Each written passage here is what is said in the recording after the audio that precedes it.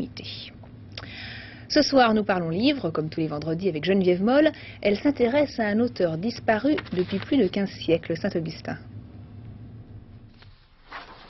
Lucien Gervagnon, spécialiste de la philosophie romaine, publie dans la Pléiade le premier volume de l'œuvre de Saint-Augustin.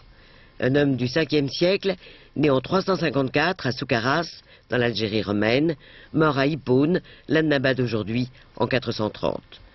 Il a commencé à écrire très tard, mais il a produit une œuvre immense qui a bouleversé le christianisme. Je dirais qu'il a apporté au christianisme l'idée d'un Dieu qui est à la fois très haut dans le ciel et très intérieur dans l'âme. Ce sera la manière de dire immanent et transcendant, si vous voulez, un Dieu très haut mais en même temps très proche, très intérieur.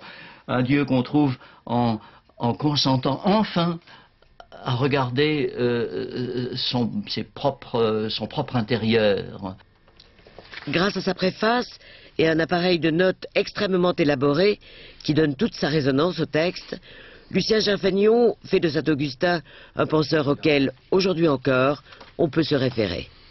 Voici un monde où domine uniquement l'aspect économique, comptable, technique, et où on oublie cette dimension essentielle de l'humain. Et je me demande si Augustin, la lecture d'Augustin ne nous permettrait pas de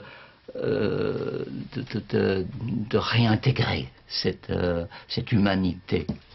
Ainsi, à plus de 15 siècles de distance, Lucien Gervagnon nous donne un Saint-Augustin qui ne s'adresse pas seulement aux chrétiens, mais à tout homme pour lequel l'autre est aussi essentiel que soi. Voilà, c'est la fin de ce jour.